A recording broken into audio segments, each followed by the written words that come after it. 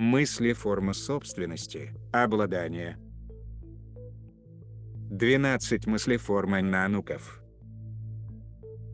Стереотипы: собственность, обладание, состояние, состоятельность, имущество, имение, владение, наследство, накопительство, жадность, ревность, гордыня, стяжательство, контроль, принадлежность.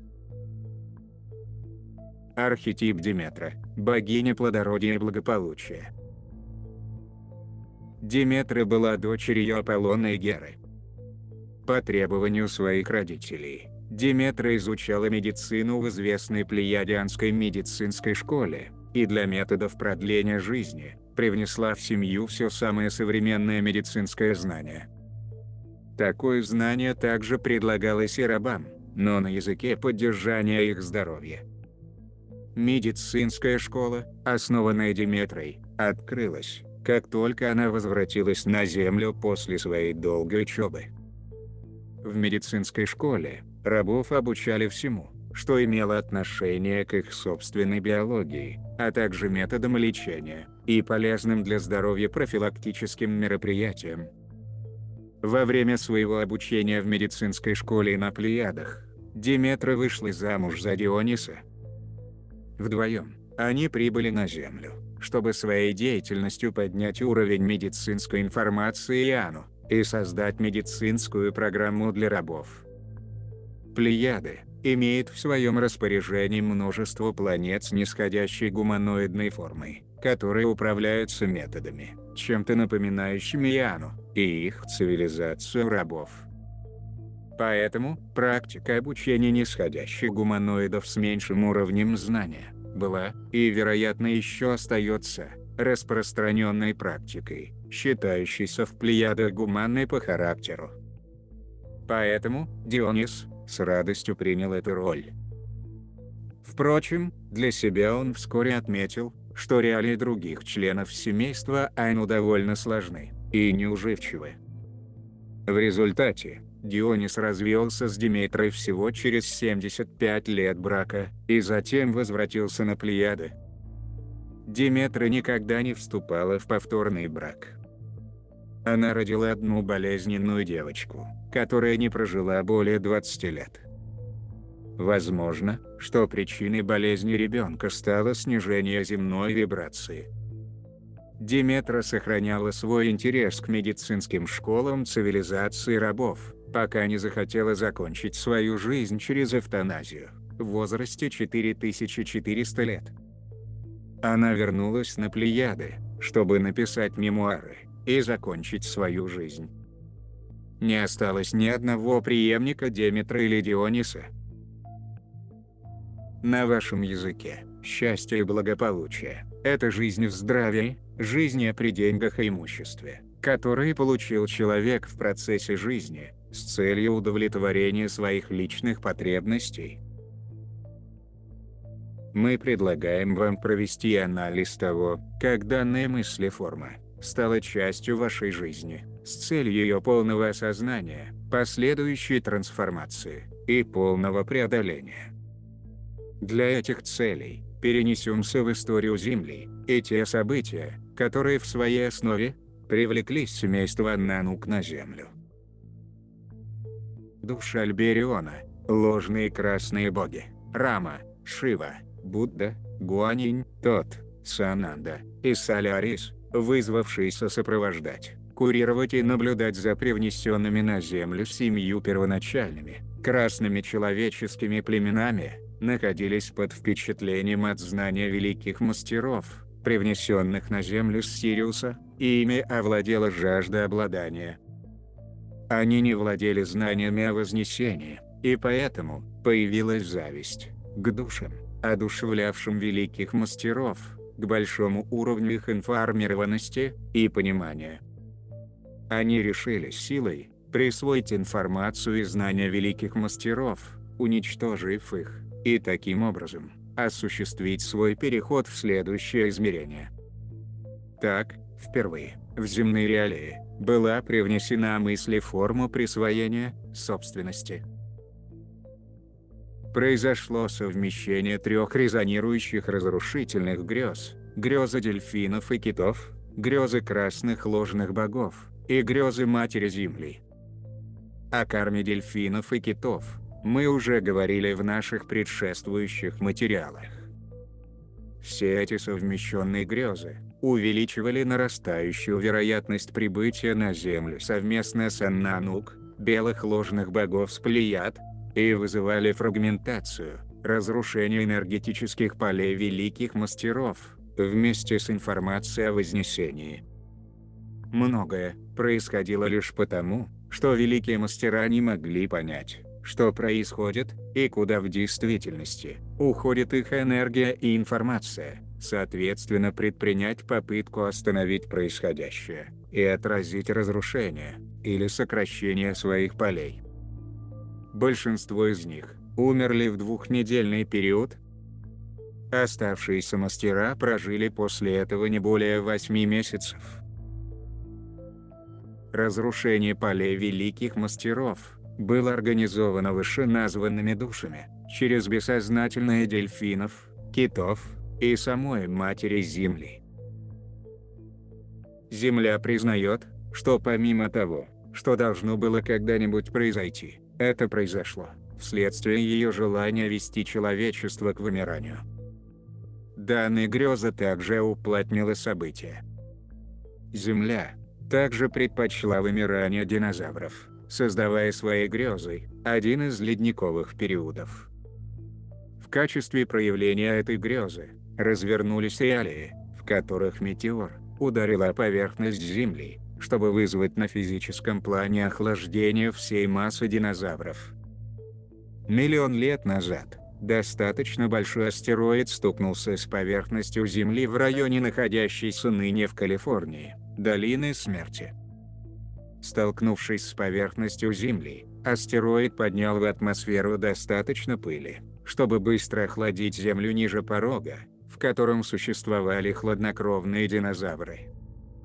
Будучи хладнокровными, динозавры умерли за несколько недель, вследствие мирового облака пыли, созданного крушением метеора, которое достаточно плотно блокировало Солнце, чтобы температура опустилась ниже той минимальной точки, при которой вид динозавров еще мог бы продолжить существование.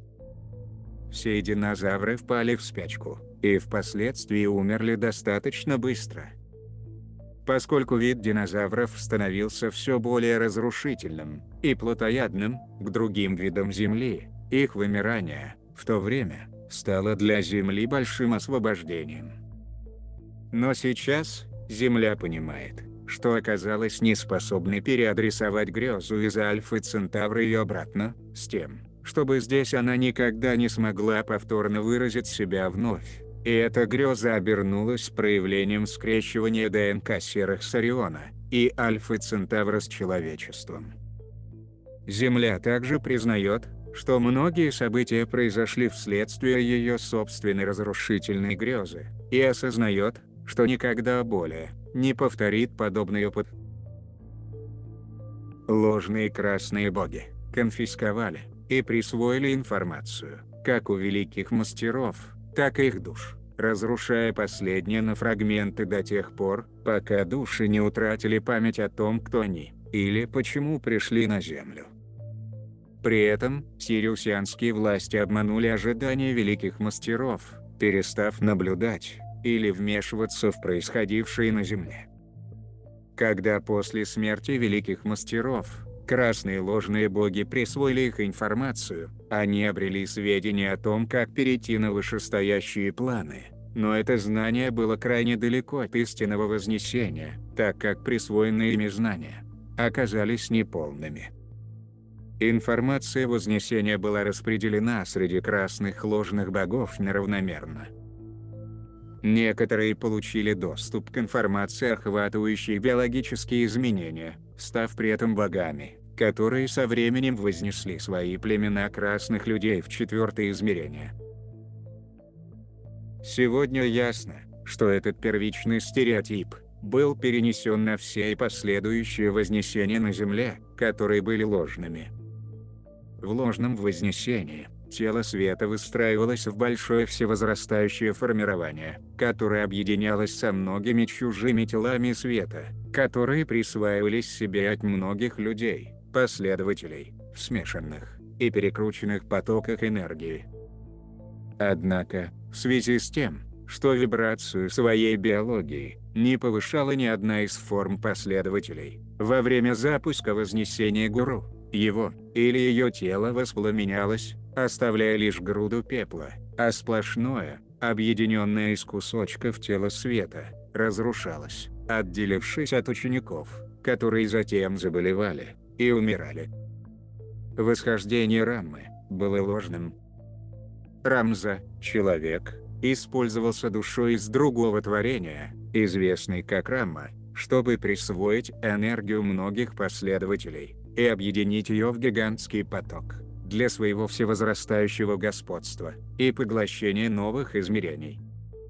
При сгорании душа Рамы расширилась и увеличилась в объеме, овладев более мощной силой, чем прежде. Большинство из тех последователей, кто использовался и несознательно предоставил Раме возможность вознестись, умерли вскоре после его возгорания от внезапно навалившегося тяжелого недуга. Раздувание себя для доминирования, преобладания и получения большего господства в войне с другими богами становилось целью, для достижения которой ложные боги из иных творений использовали присвоенные знания о вознесении. Каждый из ложных богов, в целях возноситься, способом, который позволял бы им присваивать энергию и раздувать себя во все большее и возрастающее господство, начали создавать различные группы религий и их последователей. Для этого на Земле и параллельных планах сновидений повсеместно выстраивались храмы в честь красных богов и тайны, эзотерические школы посвящений, которые использовались для сбора и присвоения жизненной энергии, в основном также за счет ложных вознесений. Каждое ложное вознесение накачивало мысли форму сгорания, ибо формы не возносились, а сгорали, превращаясь всего лишь в груду пепла. Кроме того, человеческие предки, относящиеся к таким вознесениям, уходили в пустоту небытия. Мысли формы сгорания заякорила в человеческой грезе, мысли форму атомного деления, расщепления. В конечном счете, именно мысли формы деления, разделения, лежит в основе причины ядерного расщепления. Чем больше со временем происходило ложных вознесений, тем в большей степени у оно зрело намерение применить ядерное оружие. Такой мысли формы нельзя создать разрушение только в нефизическом плане, так, чтобы в конце концов, оно не стало физическим по характеру. Такова природа физического созидающего закона, что бы ни происходило в нефизических планах. В конечном счете, это реализуется, продублируется на физическом плане. Чем больше людей сгорало изнутри, в результате ложного вознесения, тем больше возрастала вероятность крупномасштабного внешнего сгорания, связанного с ядерным уничтожением. Эта масштабная греза, так или иначе, привлекла к Земле Ананук.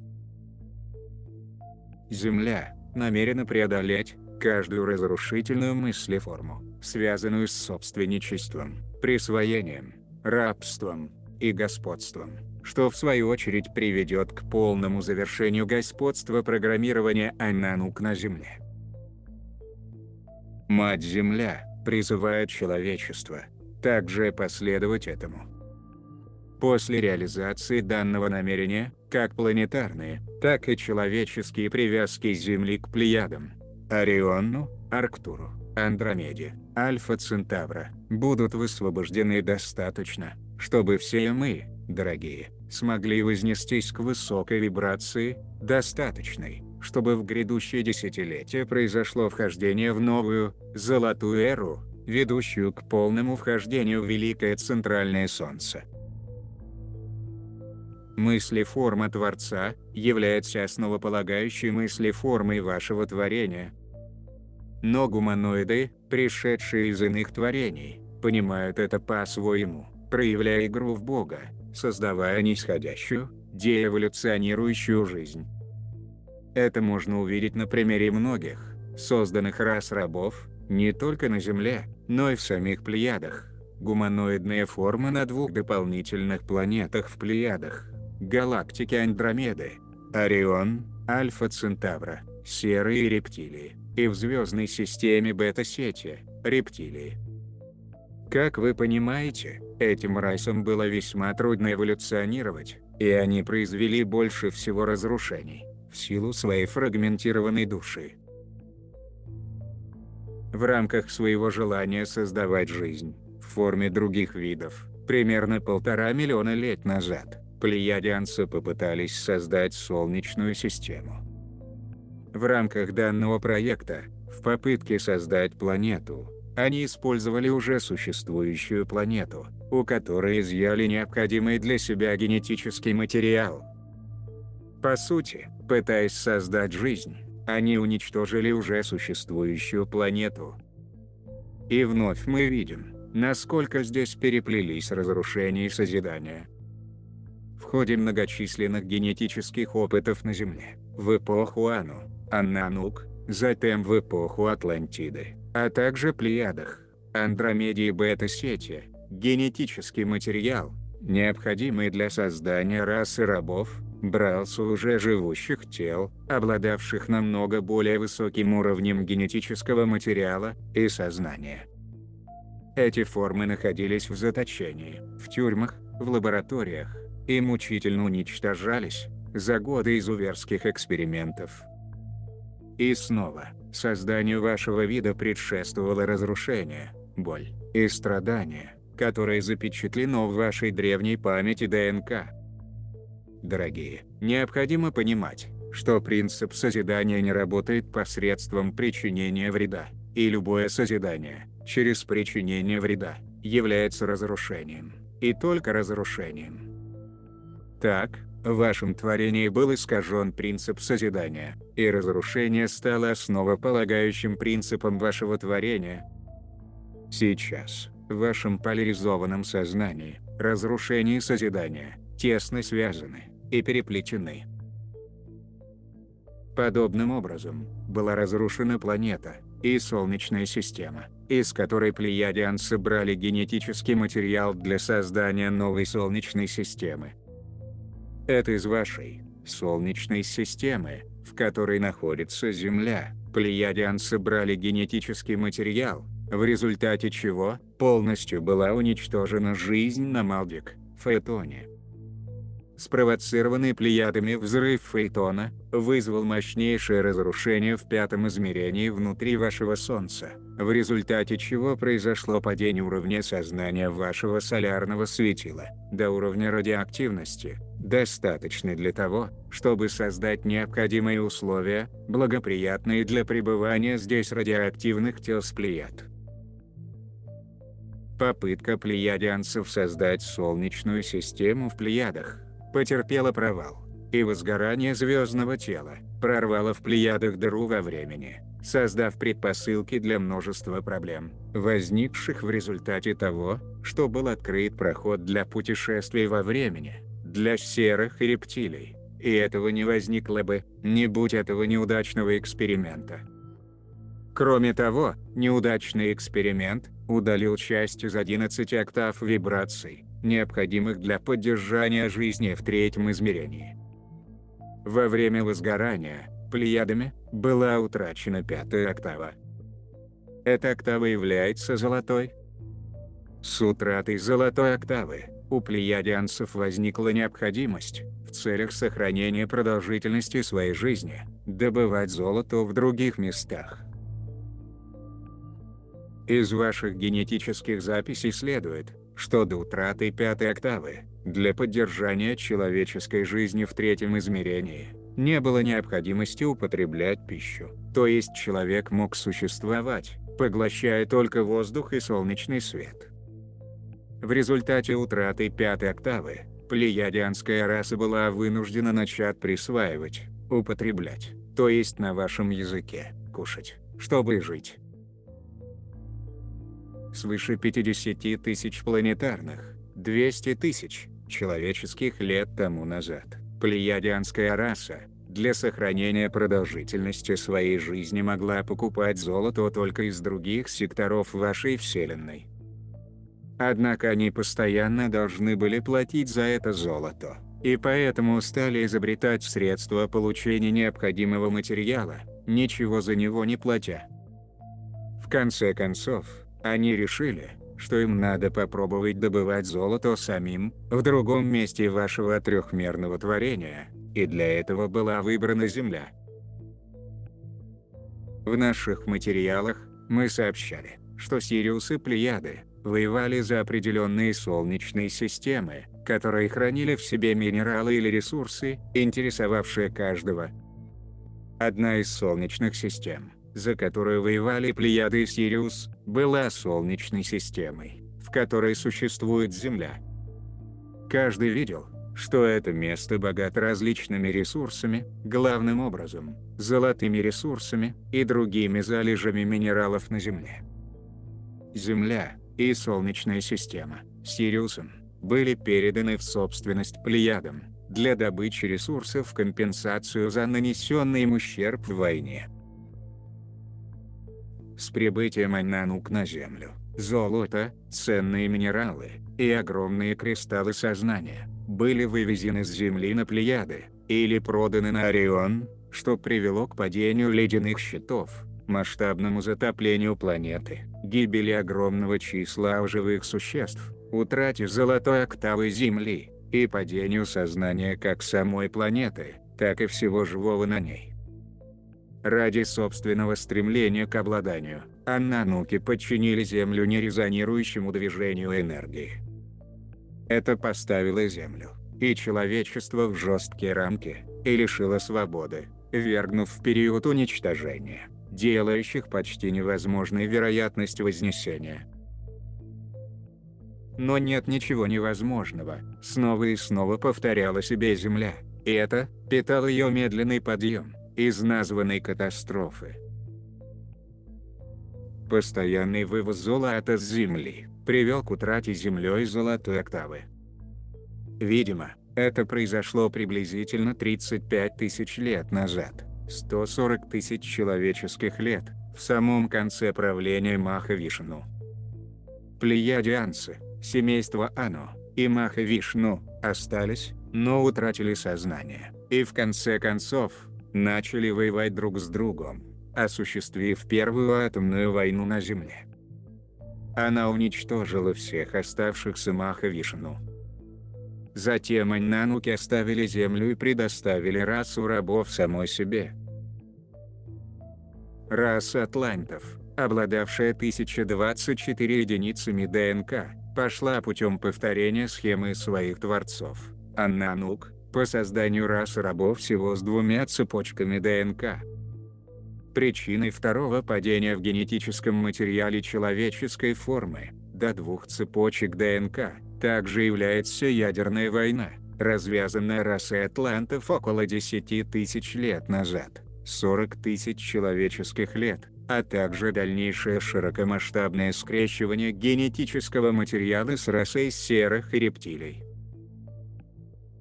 Подобно заезженной пластинке, стереотипы обречены повторяться во времени, пока полностью не высвобождается и не преодолевается вся карма, связанная с данными стереотипами. Сегодня, в связи с глобальными событиями Вознесения, происходящими в нашем творении, каждая группа из 7 гуманоидных рас, привнесшая свою генетику в человечество, выдвигает свое право на владение Землей и человечеством, считая их своей собственностью. Все они явно или скрытно претендуют на статус собственника путем нагнетания войн за ресурсы планеты посредством мирового передела. Точка зрения Матери Земли такова. Земля и данная Солнечная система – не чья-либо собственность, какого-либо гуманоидного вида или кого-то другого. И подобные действия по отношению к Земле и Солнечной системе Фактически, есть глобальное нарушение созидающего закона, что навлекло на себя огромную карму, с точки зрения великого центрального солнца. Как Сириус, так и Плеяды, и в частности, существующие там гуманоидные расы, наряду с Арктуром, Орионом, Альфа Центавра, в настоящее время имеют настолько большую карму, в связи с тем, что вызвали падение сознания на Земле, что для любого из них, ее может оказаться слишком много, чтобы возвратиться домой, к своему великому центральному солнцу, когда будет идти сворачивание и завершение их цикла. Сегодня, человечество, подобно Нанук, несет в себе наследие разрушительных кодов мыслеформы собственничества, обладания, и занято самообеспечением, присвоением, разграблением ресурсов и разрушением Земли. Сегодня, человечество, подобно Нанук, еще больше отравило Землю токсичным ядом, произведенным этими мыслеформами, и смыслом жизни стала жажда обладания, накопления, наживы и потребления, а радость бытия, осознание собственной уникальной истины, полностью вытеснены из текущих реалий современного человечества. Давайте рассмотрим, как мыслеформа собственничества, обладания, исторически проникала в человеческую расу. Нануки создали тщательно разработанные ритуалы, проводившиеся в храмах, для оказания почести рабам за определенные достижения, в кавычках.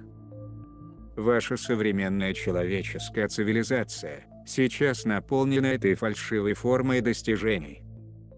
Ваши государства и корпорации, так же как Нануки, проводят церемонии награждения своих служащих за годы службы или достигнутые цели, которыми пользуется государство, в основном в виде полученной прибыли и присвоенной собственности на результаты труда своих граждан, сотрудников.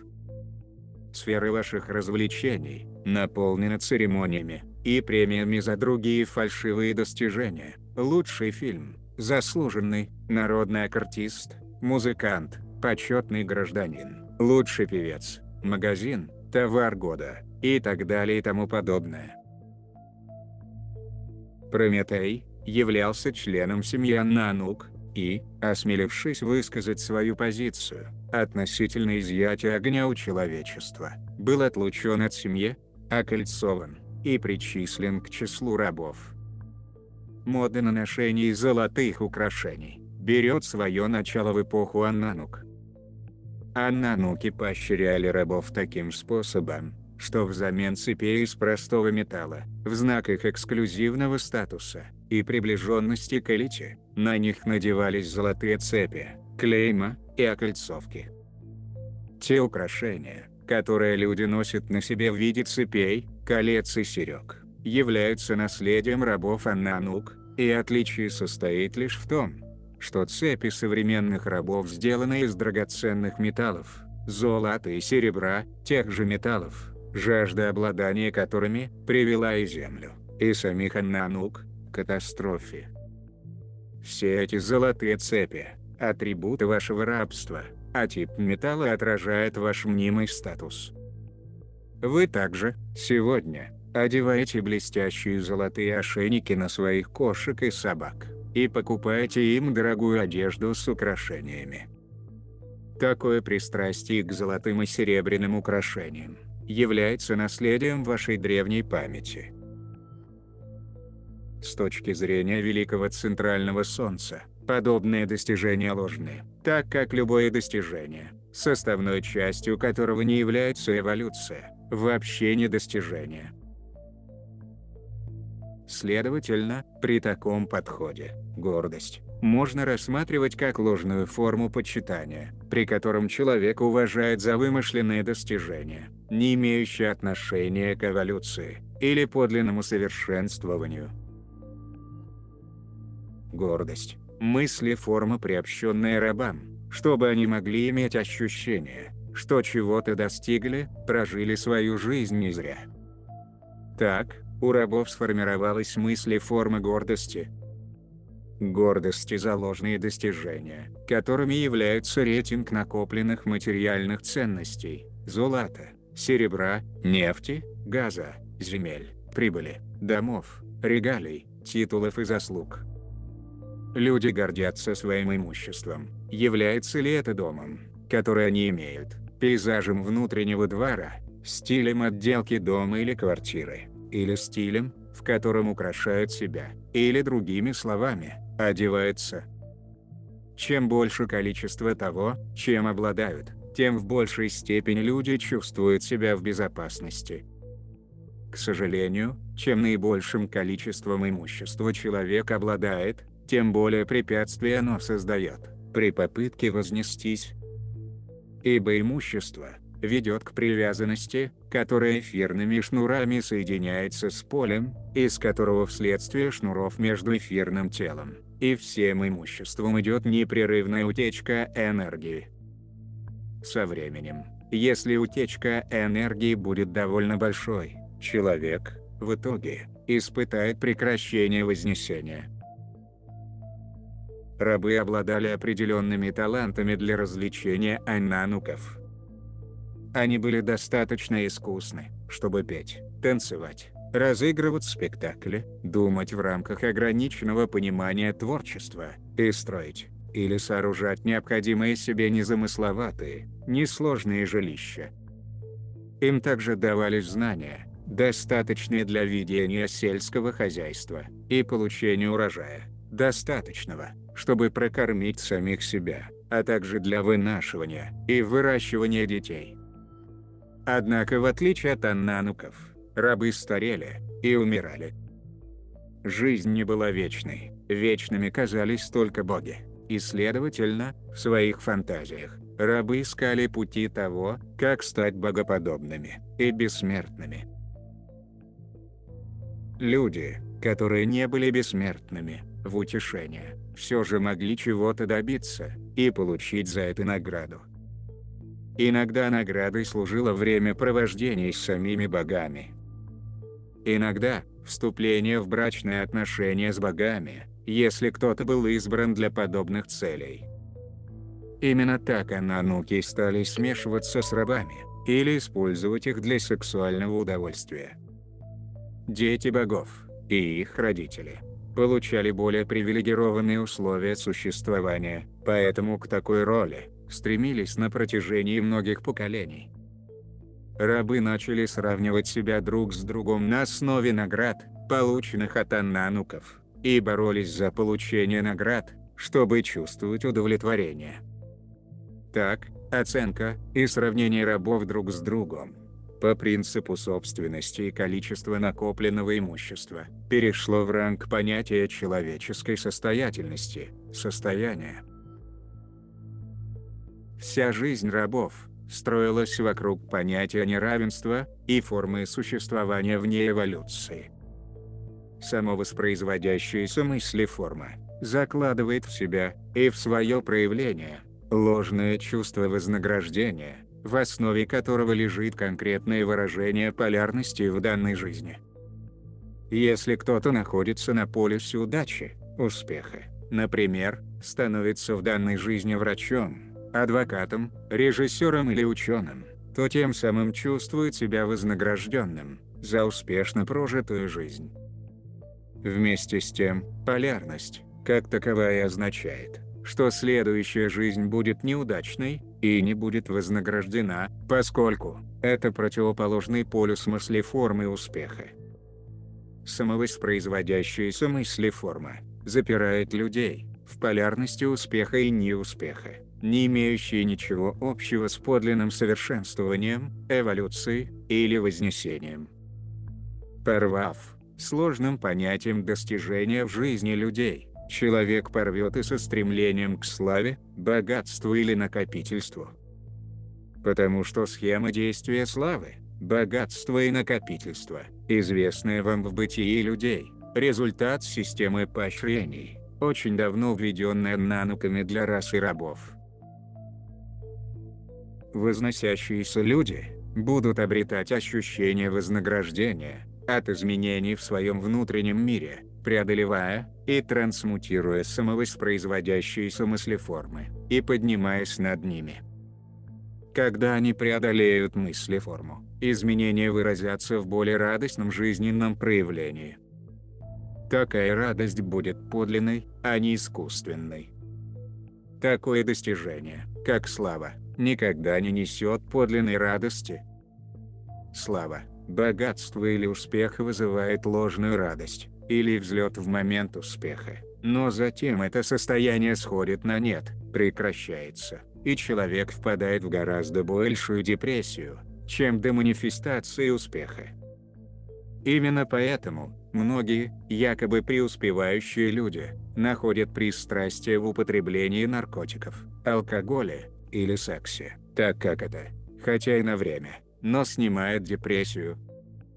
Однако, единственным необратимым средством выхода из депрессии является преодоление той мыслеформы, что вызвало ее.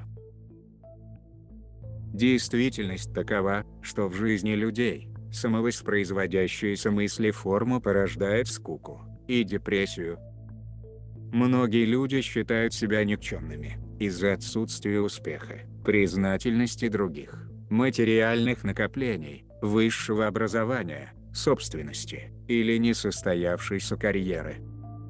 Это мнение ложно, так как ни один человек не стоит больше, чем любой другой, а его ценность находится во взаимосвязи с той простой истиной, что все люди являются воплощением Бога, богини в форме.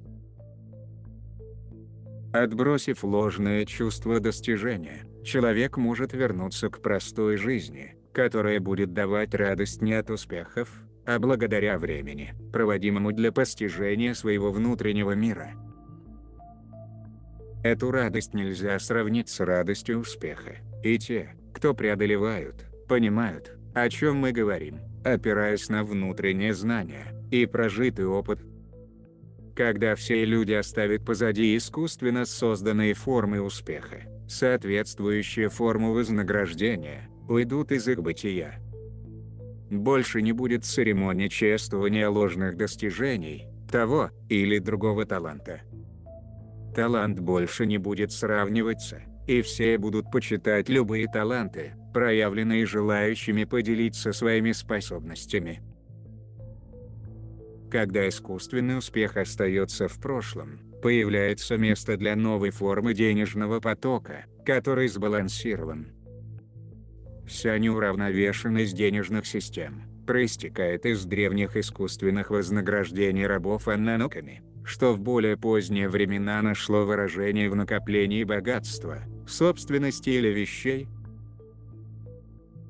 Когда люди перестанут считать богатство или собственность результатом успеха и начнут видеть успех во внутреннем процессе и постижении, они перестанут стремиться к богатству или искусственному успеху как итогу прожитой жизни. Когда это произойдет, в будущее десятилетия изменятся формы мнимого успеха, отражая внутренние изменения мыслеформы человеческого вида.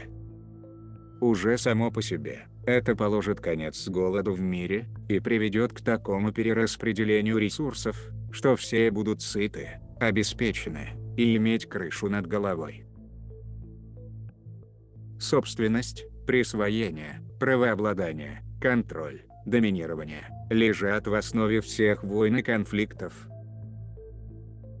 Сегодня мыслеформа собственничества, обладания, пропитала ядом все сферы человеческих отношений. Эти токсины будут переработаны при вознесении Земли, отравляющие мыслеформы жадности и самообслуживания перестанут в свое время существовать в человеческой жизни, в тех, кто останется на Земле. Не преодолев жажду собственничества, обладания и материального потребления, человек несет ее в себе везде, где бы ни находился, и, сбрасывая материальную форму, переходит в тонкоматериальное существование, где в силу невозможности удовлетворения своих желаний, он будет пребывать в вечной агонии мыслеформы алчности, обладания и потребительства, стремясь снова родиться в физическом мире, для удовлетворения своих похотей. Собственность может представать во многих видах и формах. Граждане являются собственностью государства. И государство отправляет своих граждан на войну. Так гражданин не имеет права, когда проходит государственная военная мобилизация. Все обязанности и права граждан построены на удовлетворении интересов власть имущих элитарных классов государства.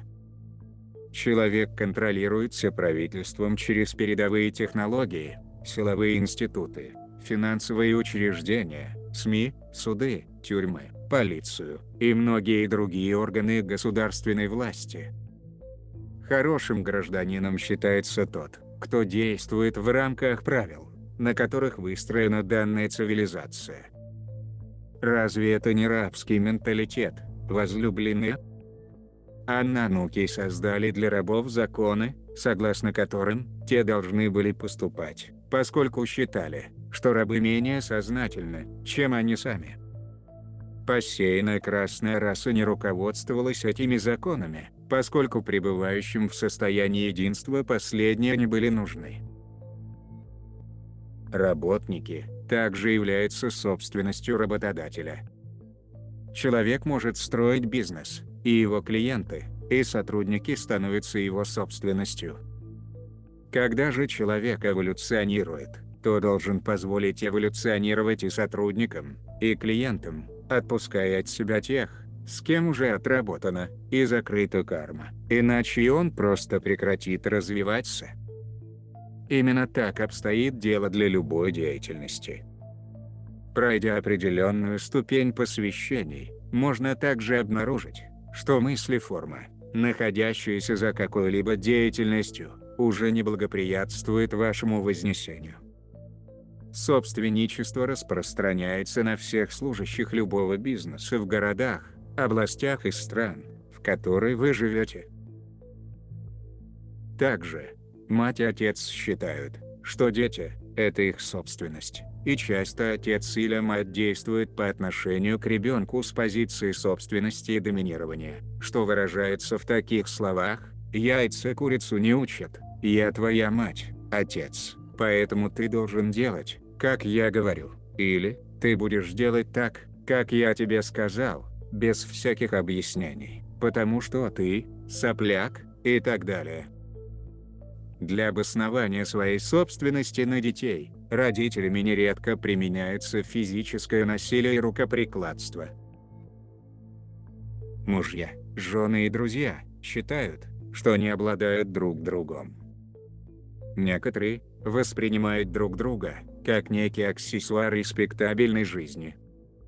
Собственничество выдает себя за любовь. «Извини, сегодня я так паршиво себя вел, но я так тебя люблю, как никого никогда не любил, и поэтому я не могу видеть, как ты говоришь с тем парнем.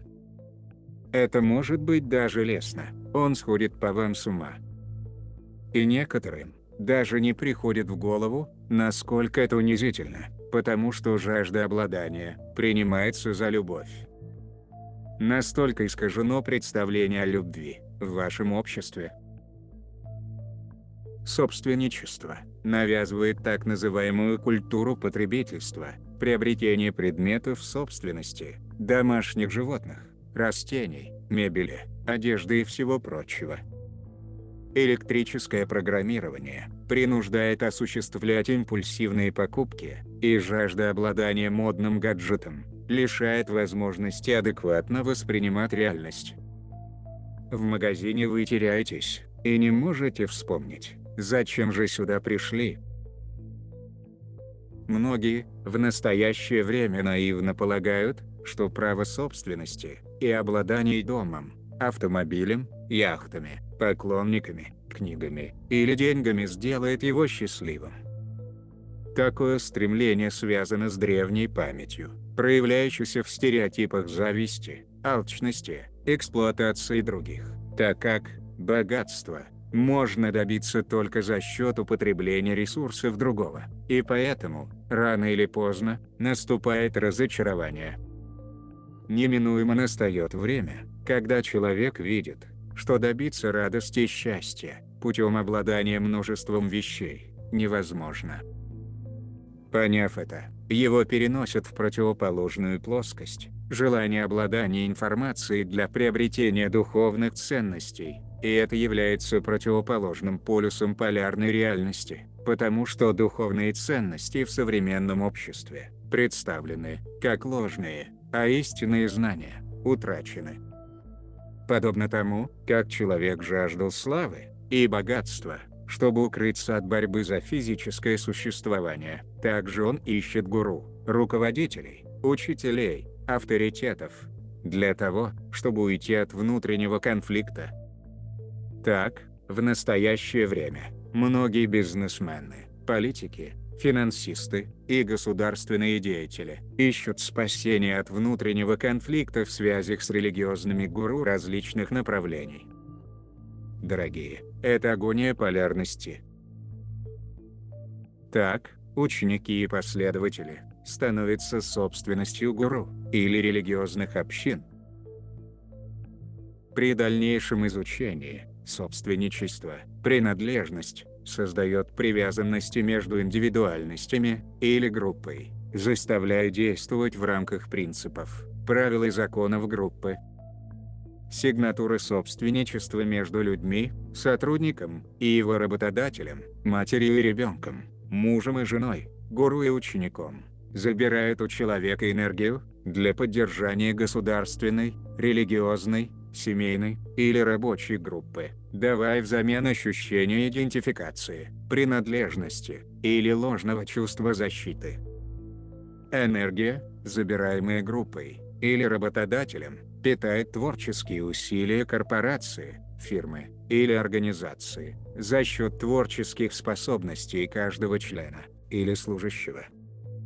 Разве не вам знать, как в вашем обществе работают стереотипы отщепенца, изгоя, разведенки, матери-одиночки, одиночки, сироты и тому подобное? Какое презрение выказывают люди друг другу, если их статус не соответствует групповым убеждениям и религиозным верованиям? В вашем творении существует также такое понятие, как душевная привязанность. Душевная привязанность возникает между чьей-либо душой и душами, управляющими данным творением, на основе стереотипа обладания. Динамика этого творения такова, что души владеют друг другом. Это выражается в том, что души, управляющие данным творением, владеют всеми душами, в него попадающими. Такое обладание формируется в момент, когда душа впервые входит в творение, функционирующее на основе принципа обладания, и заключает соглашение, договор, контракт на прохождение уроков в данном творении. Соглашение предусматривает множество взаимовыгодных условий. И именно здесь заложена основа концепции заключения соглашений, сделок с дьяволом, о которых так многие наслышаны. Дорогие, в такой ситуации никто не может вознестись из этого творения, пока не освободится от подобного обладания. Мы хотели бы, чтобы каждый из вас начал концентрироваться на том, каким образом правящие органы вашего творения овладели вашей душой, когда она вошла в это творение. Когда вы начнете освобождаться от привязок и соглашений на владение вашей душой, на уровне души, вы обретете свободу двигаться вперед и вознестись. Бог, богиня, исток всего, что есть, предлагает удерживать пространство для всех желающих вознестись, поддерживая энергию вашего поля, тела света и молекулярной структуры. Не стесняйтесь попросить ваш исток оказать такую помощь. Человек, достигая этой цели, становится абсолютно независимым от этого творения в любом энергетическом потоке. Наши каналы и каждый из вас в настоящее время находится в процессе вмещения этой формы суверенитета.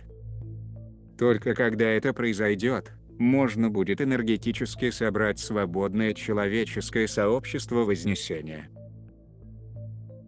Итак, сердечная коммуникация «я хочу обладать» заставляет человека желать контролировать, манипулировать, доминировать и подчинять себе других.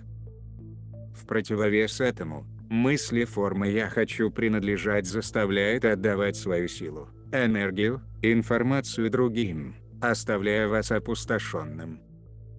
Если такая возможность отсутствует на работе, тогда человек с этой коммуникацией сделает это в своей религиозной группе, с сексуальным партнером, дома в семье, с детьми, женой, мужем или друзьями.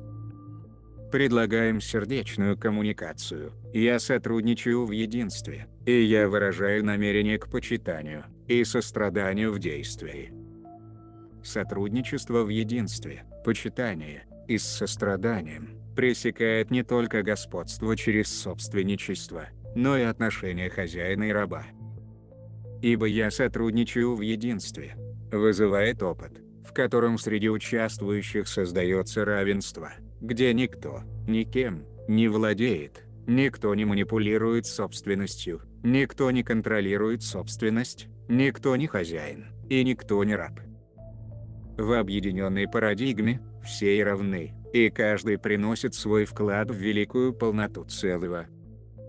Я выражаю намерение к состраданию в действии, позволяет суждению, относящемуся к желанию контролировать, манипулировать, властвовать, господствовать, подчинять, доминировать, или смотреть на других сверху вниз, переходить во взаимопонимание и необусловленное принятие.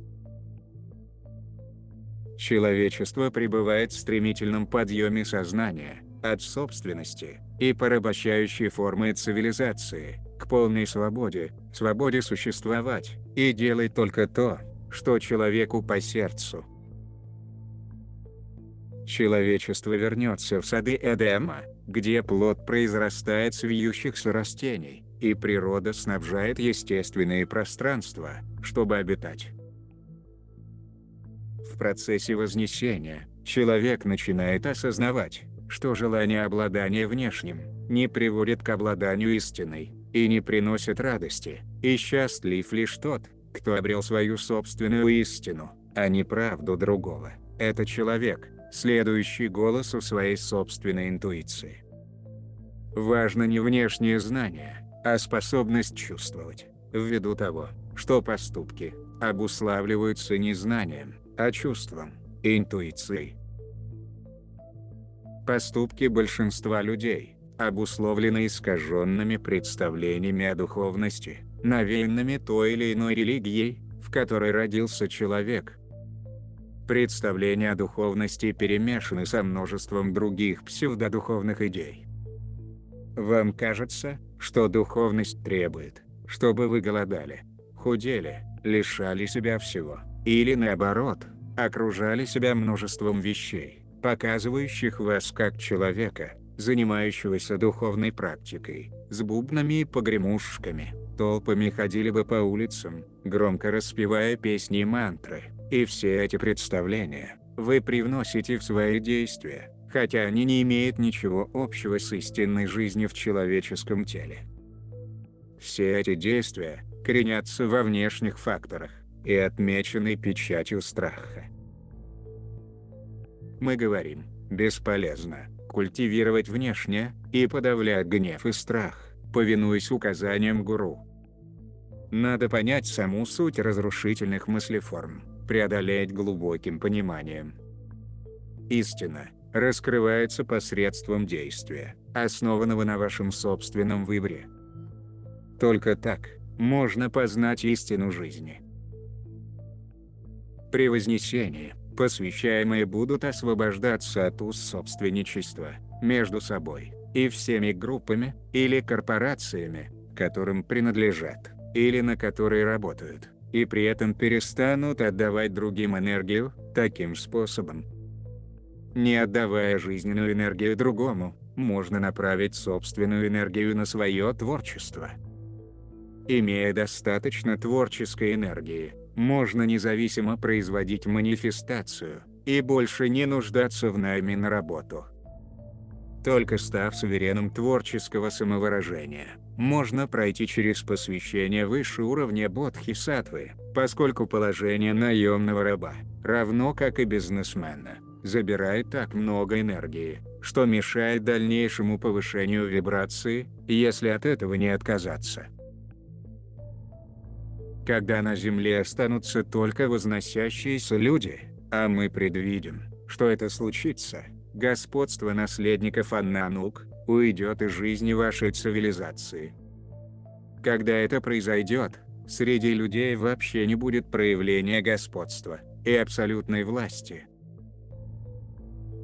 Для того, чтобы возносящийся человек вместил единство, он должен перестать стремиться к собственности, особенно природными ресурсами, землей, водой, минералами, газом, нефтью, золотом, воздухом. Поняв, что Земля принадлежит Земле, как сознательному существу, человек избавится от желания контролировать и обладать Землей через собственность на нее. Мы предвидим, что когда все люди преодолеют в ходе вознесения собственничества, будущие лидеры и правители в человеческой форме поставят владение природными ресурсами вне закона. На основе такой мыслеформы вознесения будут поставлены вне закона и грубые обращения, загрязнения и причинение Матери Земле вреда в любой форме. В единстве человек всегда действует исходя из высшего блага целого, и тогда те самые вещи, что поставлены вашей современной парадигмой вне закона, просто не происходят. Если человек возносится, он переходит под действие нового закона, закона непричинения вреда, имеющего духовную природу, и гораздо более сильного, чем любой закон людей. Если вы принимаете закон непричинения вреда, какой вам прок от современной парадигмы прав на собственность? Непричинение вреда есть состояние, в котором человек действует в единстве и необусловленной любви со всеми остальными людьми и видами. Современная парадигма закона прав собственности не будет использоваться, особенно после устранения тех, кто не возносится в продолжающемся вознесении Земли. Когда перестраивается цивилизация, должны возникать новые законы и новая форма правления. Она проявится из парадигмы единства и непричинения вреда, как только те, кто остался, неизбежно поднимутся к ней. Не причиняющий вред не стремится контролировать другого, а принимает его таким, как есть. В этом состоянии человек принимает жизнь других людей, исходя из большего понимания того, что она представляет собой духовное прохождение многих уроков, которые часто, лучше всего, усваиваются в хитросплетении ее проявлений. При вознесении, те, кто останется из людей, вспомнят о единстве, и, пребывая в нем, больше не будут причинять другим вред. Большинство законов ставит вне закона тот или иной вред, следовательно, они не будут нужны. В такой ситуации сформируется новая форма закона на базе единства. В современной парадигме есть и другие законы, оставляющие богатых богатыми, а бедных бедными. Их тоже потребуется изменить, так как вознесение несет уравновешивание отдачи и получения в состоянии изобилия. Ошибочно полагать, что состояние изобилия – это то состояние, при котором обеспечение и достаток сосредоточены исключительно на вас самих. В состоянии изобилия берут только то, что необходимо, а остальным делятся с другими. Занимающиеся чрезмерным накопительством, например, очень богатые люди, погибнут, или у них произойдет кардинальная ломка сознания, при которой они научатся делиться своими ресурсами, чтобы помочь другим. Это и есть парадигма единства в действии, и при ней бедные перестанут быть бедными, и у всех будут удовлетворяться их потребности. Когда человечество в своем развитии выйдет из парадигмы искажения и энергетического дисбаланса, Тогда новые законы будут опираться на право каждого человека быть сытым, иметь кров, получать заботу и уважение, и любым доступным, близким его сердцу образом, вносить свой полноценный и радостный вклад в цивилизацию. Переход от парадигмы собственности, доминирования и контроля к почитанию будет нелегким, поскольку память большинства людей хранит только доминанту, из-за того, что в вашей истории цивилизация очень долго строилась на грубой силе, доминанте, контроле и собственности, и люди забыли об основанном на единстве законе, базой которого является почитание. В условиях утраты памяти будет идти борьба за поиск новой формы отношений и новой формы закона, работающего на целое и служащего единому. Возможно, понадобится столетие или несколько столетий для того, чтобы новая парадигма единства нашла свое отражение во всех сферах жизни. И мы, возлюбленные, видим, что это приближается. Некоторые расы обладают наследственной памятью о законе, основанном на единстве. Сегодня, против одной из этих рас, силами тьмы, на всех направлениях, ведется жесточайшая война, и это одна из крупнейших рас, основанной на единстве. И когда придет время, она возвысится и станет живым примером новой формы сообщества и закона, который уважает всех.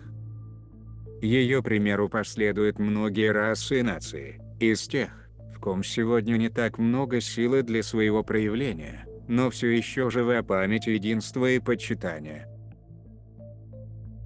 С учетом того, что способствует таким нациям, новый закон будет распространяться и охватит всю планету.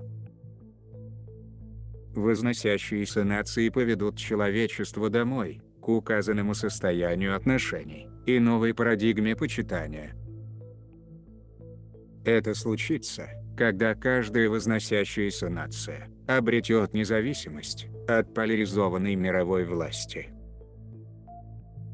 Вознесение поднимает завесы в достаточной степени, чтобы человек признал боль и страдания, в которой бессознательно пребывает. Он достаточно уберет все завесы, чтобы увидеть, почувствовать бессознательное оскорбление, исходящее от своих собратьев. Открытие того, что лучший друг, супруг или даже мать, или отец, целое государство, регулярно сознательно и бессознательно унижает, оскорбляет, подавляет, разрушает, уничтожает других, может привести в замешательство. Тем не менее, когда человечество преодолеет ставшую причиной этого, мысли форму собственности, аннигиляция прекратится, и он восстановит свои силы, чтобы больше никогда не быть рабом и объектом проституции. Это относится к возносящимся людям, это же относится и к земле. Благодарим и благословляем вас на вашем пути вознесения.